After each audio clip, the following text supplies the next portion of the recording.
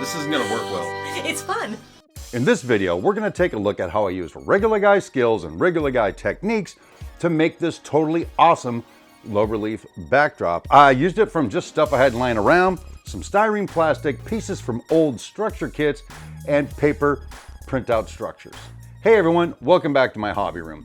Before we get to work, a couple of rules I want to share with you, okay? Rule number one is this is on the back of my model. The focus, all the juicy stuff's on the other side. I just did this back here because I wanted to experiment with some new techniques and different things like that. So it's not exactly perfect here and there, but it's okay. It's on the back and I just wanted to play around.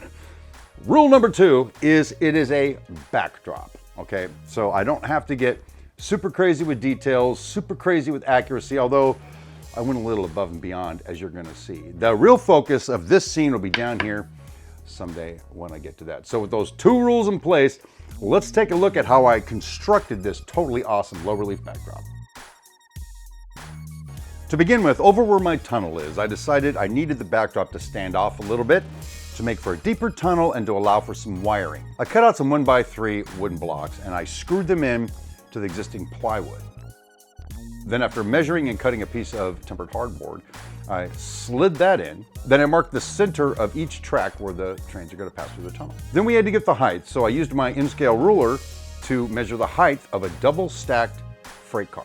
Once I had the opening marked out the way I want, I just took my skill saw and cut it out.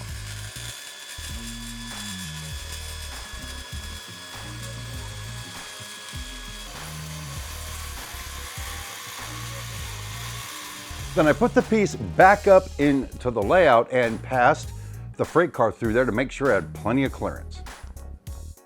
Once I was happy with that, I just screwed it down to those standoffs I put in earlier.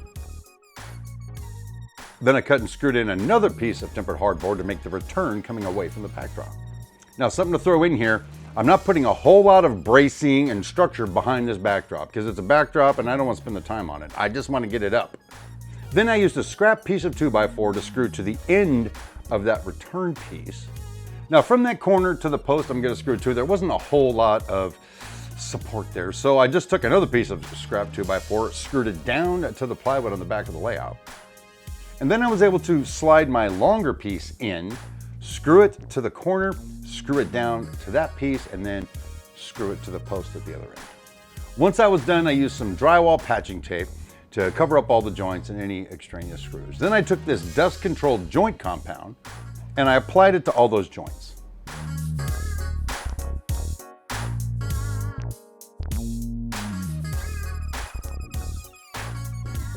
For this corner, you can see that first I put on the joint compound and then I put on the tape. The reason is that tape wasn't sticking so great to my backdrop, but it sticks pretty well to the joint compound.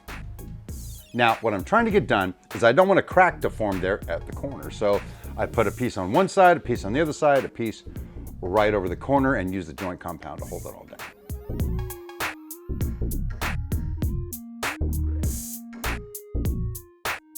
Now, the tempered hardboard and the plywood didn't exactly mate up here at the bottom, and I don't know why. Maybe it's because I'm a regular guy and that's just the way it happens. Anyway, I took some more of that tape and I put it along the joint, and then I hit it with some more joint compound. Now here's the thing, that was unnecessary. If you watched my last video, you know that I built this totally awesome retaining wall and I elevated the back of the scene so no one's ever gonna see that joint. It was a wasted step. If you missed that video and you're interested in taking a look at it, there's a link in the description, card above my head. Check it out when we're done with this video. Once I put in all the joint compound, I went through and I hit it with a coarse sanding sponge. And after I did, you can see here, there are still some imperfections, which frankly I was expecting with this technique.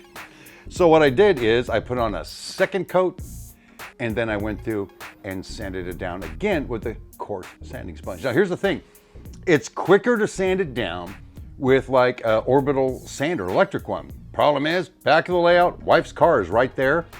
My workbench is right over there. If I use the orbital sander, it blows drywall dust everywhere, makes a big mess. But using the coarse sanding sponge, I'm able to just sand it down smooth and vacuum it up with my shop vac and then move on.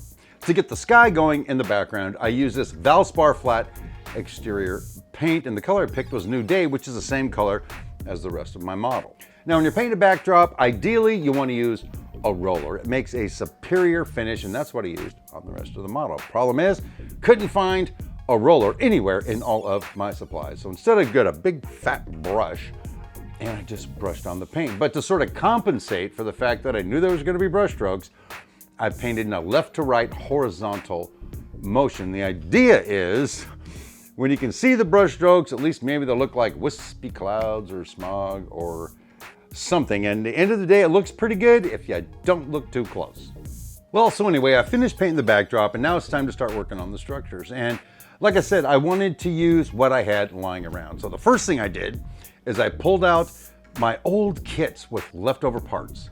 After sifting through everything I had, I settled on these concrete tilt-up warehouse pieces I had left over from a Walther's kit from a project I did for trains.com. When I did that build for trains.com, I made regular posts to our channel members. Now here's the deal. If you're into what I'm doing here in the hobby room and you want to take a bit deeper dive, you want to see some behind the scenes stuff or even more detailed tutorials, becoming a channel member may just be the thing for you. Either click the link in the description or just head over to the channel page, click the join button, watch the little video and see that for like $1.99 a month, you get more videos, more posts, more updates. It's not for everyone, but like I said, if you like what I'm doing here and you want to see more of it, that is the hot ticket. Now, let's get back to putting these pieces together to finish this scene. To get started, I cut some small pieces of 030 styrene to plug the openings where the freight doors go. Then I ran a bead of cement on the back side and then flipped it over and ran a bead of cement on the front side. And you can see here, the net effect is it looks like a designed recess into the concrete wall, which later on when we paint it, you'll see looks pretty good. After that, I decided to put some window frames in, and the problem is I had like two of one kind, two of another kind. So what I did is I glued a matching pair on the left and a matching pair on the right, and they're way on the opposite ends of the particular model. So I'm hoping that when my viewers are here looking at everything else, they'll forgive me that the windows don't exactly match.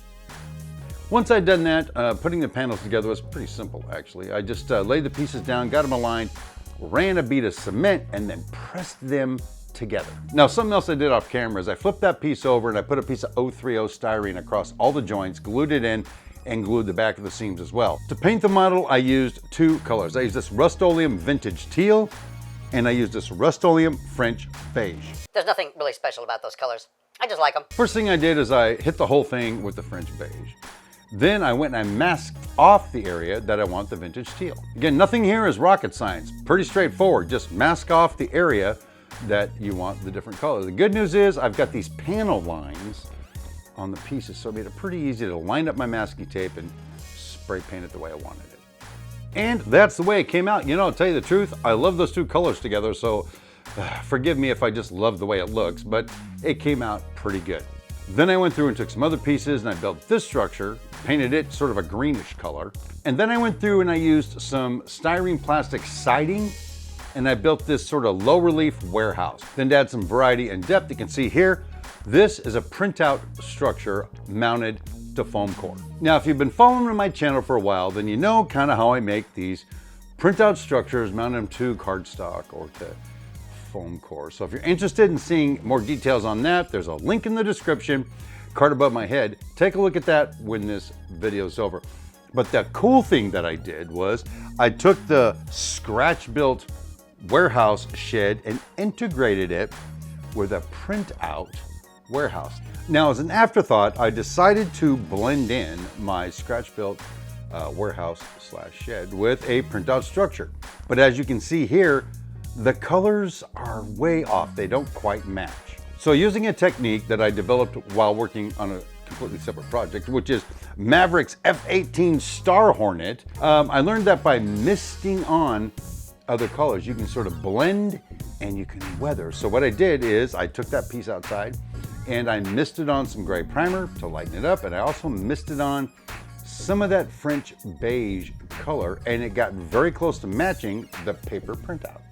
Now, the final step of that is something you've seen me do before, is I'll take some spray adhesive and I will glue that paper printout to some cardstock, slide it behind the model, and hopefully it'll all look good. But there's something else I want to show you that I did over here at the corner. In spite of my best efforts, this corner is round, basically. I was hoping for something a much sharper edge to move a backdrop around it, but I ended up with something round. So easy enough, I decided to take one of the paper printout structures, find a place in the middle of it where I could wrap it around the corner, and then just glue it in. But as you can see here, my backdrop is not exactly plumb at the corner, so I get it square on one side, and I fold it around, and it's not square on the other side. So I had to come up with a plan B, which I'll show you as we move forward. But for now, I wanted to put some dirt down here, some kind of ground cover between the structures and the retaining wall. To do that, I took a tip from our friend Luke Towen. You ever heard of him? Where I took some dirt that I have in inventory and I mixed some light tile grout with it until I got a consistency that was lighter than the dirt. I put in some dirt, I put in some grout, I mixed it up, I put more grout in, I put more dirt in until I got a color that I think is close to what we want by the time we're done. Now don't take this the wrong way, but I have a supply of women's stockings here in my hobby room. And what I did, I took one of those stockings and I put it over that cup that I have all that material in so I can sift it later. It does a great job at turning it into almost like a flour-like consistency. Once that was prepped and ready to go, I just took some regular full-strength white glue and a brush, brushed it onto the surface, and then I went through and I sifted on my dirt and grout mix.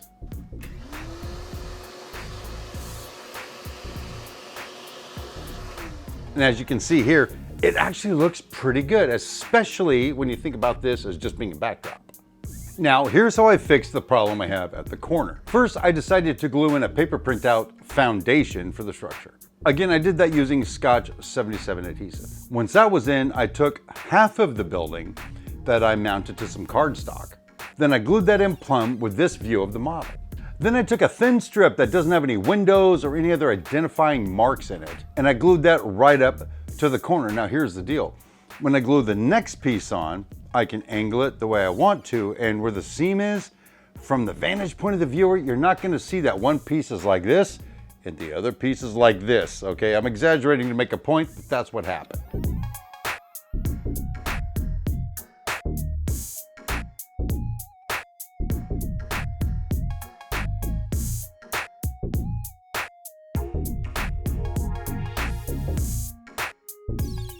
Then I started working my way down the backdrop. Now for the kit bash structures, the custom built structures, I just took some white glue and put a bead along the edge of the structure and set it in place. Once it dries, it'll hold it well enough.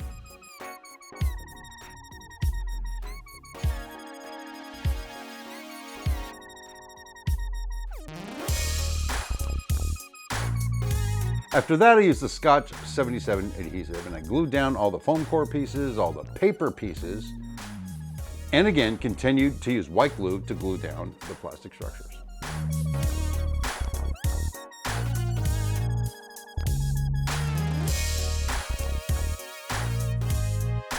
Now, to add some extra detail, you can see here that some of these structures have doors in the back, even though it opens up to a view of what? Nothing, a retaining wall.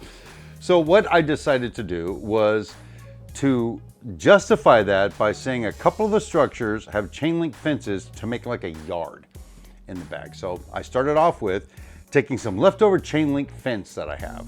I sort of fit it in there and I used my hobby scissors to cut it to the right length.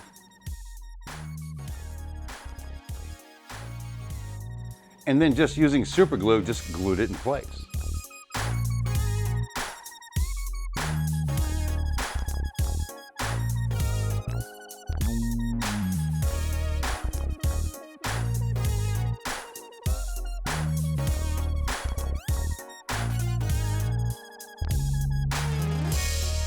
When that was done and I was happy with it, I decided to put some details in. Now, you don't have to do this if it's just a backdrop. I just decided I wanted to. So I took a bunch of pieces I have left over.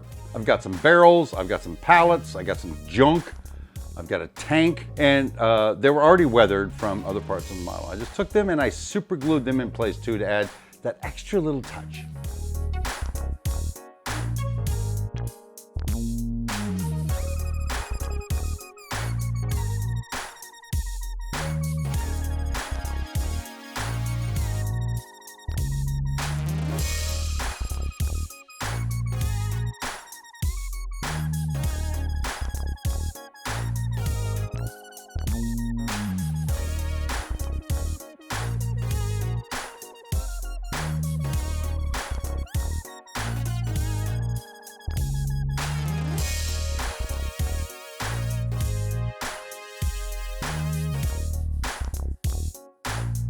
Then to finish it off, I took some of the scenery materials I have and just went through and sort of, I don't know, ad hoc, sort of flew by the seat of my pants, sprinkled on varying levels of scenery, hit them with some isopropyl alcohol and with some diluted white glue.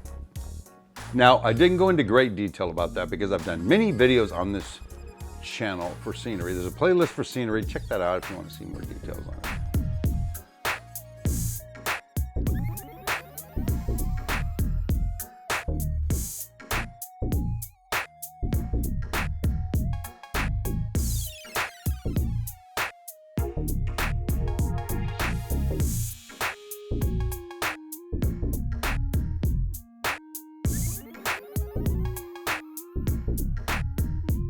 Well, there you go. That's the way it came out, using just regular guy skills, regular guy techniques, and just stuff I've got lying around. Matter of fact, I am so happy with it. I almost wish I would have done this on the other side of my model where people walk in and see that first thing. It's really pristine. I really like it. Anyway, you know, I hope you learned something from watching this video. Maybe picked up some techniques, and if nothing else, pick up this. You just got to shove off. You got to just try it, and if it doesn't work, do something else. You saw things didn't go quite right for me the entire way, and I just adjusted as I went, and I'm happy with the results. So anyway, thanks again for being here. My name is Steve Brown, and I'll see you next time.